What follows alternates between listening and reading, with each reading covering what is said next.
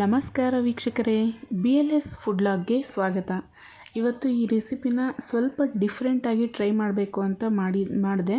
ತುಂಬಾ ಚೆನ್ನಾಗಿ ಬಂದಿತ್ತು. ಇದಕ್ಕೆ ಬೇಕಾಗಿರುವಂಥ ಇಂಗ್ರೀಡಿಯೆಂಟ್ಸು ಹಾಗೆ ಮಾಡೋ ವಿಧಾನ ನೋಡ್ಕೊಳ್ಳೋಣ ಬನ್ನಿ. ಕಡಾಯಲ್ಲಿ 2 ಟೇಬಲ್ ಸ್ಪೂನಷ್ಟು ಎಣ್ಣೆನ ಸೇರಿಸಿದ್ದೀನಿ. ಹಾಗೆ ಅರ್ಧ ಟೀ ಸ್ಪೂನಷ್ಟು ಜೀರಿಗೆನ ಹಾಕಿ ಒಂದು 3ರಿಂದ 4 ಈರುಳ್ಳಿ ಅಂದ್ಕೊಳ್ಳಿ, ಅಷ್ಟು ಈರುಳ್ಳಿನ ಸಣ್ಣದಾಗಿ ಹೆಚ್ಚಿಬಿಟ್ಟು ಸೇರಿಸಿದ್ದೀನಿ. ಹಾಗೆ ಕರಿಬೇವು ಸೊಪ್ಪನ್ನು ಸಹ ಇದೇ ಸಮಯದಲ್ಲಿ ಸೇರಿಸ್ಕೊಂಡಿದ್ದೀನಿ. ಇದನ್ನು ಸ್ವಲ್ಪ ಫ್ರೈ ಮಾಡ್ತಾ ಇರೋವಾಗಲೇ 1/4 ಟೀ ಸ್ಪೂನಷ್ಟು ಅರಿಶಿನ ಹಾಗೆ ರುಚಿಗೆ ತಕ್ಕಷ್ಟು ಉಪ್ಪನ್ನು ಸೇರಿಸಿದ್ದೀನಿ. ಇದು ತುಂಬಾ ಫ್ರೈ ಆಗಬೇಕು ಅಂತ ಏನಿಲ್ಲ. ಸ್ವಲ್ಪ ಸಾಫ್ಟ್ ಆದಮೇಲೆ 2 ಟೊಮೊಟೊನ ಸಣ್ಣದಾಗಿ ಕಟ್ ಮಾಡಿ ಇಟ್ಕೊಂಡಿದ್ದೀನಿ, ಇದನ್ನು ಸಹ ಸೇರಿಸ್ಕೊಂಡಿದ್ದೀನಿ.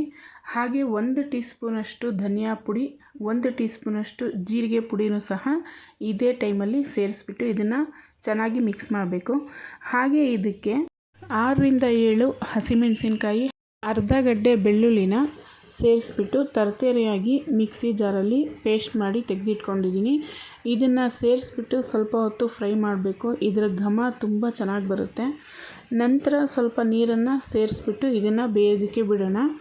ಈರುಳ್ಳಿ ಟೊಮೊಟೊ ಎಲ್ಲ ಸಾಫ್ಟ್ ಆದಮೇಲೆ ಇಲ್ಲಿ ಹೆಸರು ಕಾಳು ಹಾಗೆ ಹೆಸರು ಬೇಳೆ ಮತ್ತು ಮಸೂರಿ ಬೇಳೆ ಅಂತೀವಲ್ಲ, ಈ ಮೂರನ್ನು ಸಹ ಸಮ ಪ್ರಮಾಣದಲ್ಲಿ ಸೇರಿಸ್ಕೊಂಡಿದ್ದೀನಿ. ಒಂದೊಂದು ಮುಷ್ಟಿಯಷ್ಟು ಸ್ವಲ್ಪ ಹೆಚ್ಚಿಗೆ ತೊಗೊಂಡಿದ್ದೀನಿ, 1 ಕಪ್ ಆಗೋವಷ್ಟು ತೊಗೊಂಡಿದ್ದೀನಿ.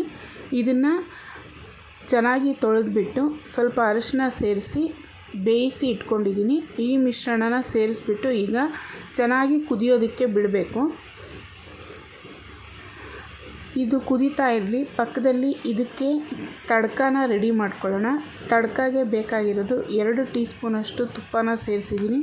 ಹಾಗೆ 1/4 ಟೀ ಸ್ಪೂನಷ್ಟು ಜೀರಿಗೆ ಮತ್ತು 1/4 ಟೀ ಸ್ಪೂನಷ್ಟು ರೆಡ್ ಚಿಲ್ಲಿ ಪೌಡರ್ನ ಸೇರಿಸ್ಬಿಟ್ಟು ಈಗ ಗ್ಯಾಸ್ ಫ್ಲೇಮ್ನ ಆಫ್ ಮಾಡಿದ್ದೀನಿ. ಇದನ್ನು ಈ ಗ್ರೇವಿ ಜೊತೆ ಮಿಕ್ಸ್ ಮಾಡ್ತಾಯಿದ್ದೀನಿ. ತುಂಬ ಸ್ಪೆಷಲ್ಲಾಗಿತ್ತು, ಸಖತ್ತಾಗಿ ಬಂದಿದೆ. ನೀವು ಸಹ ಒಂದು ಸಲ ಟ್ರೈ ಮಾಡಿ ನೋಡಿ.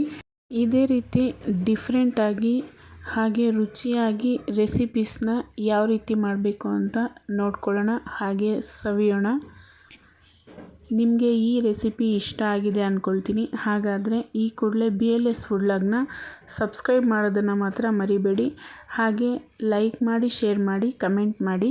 Thank you for watching.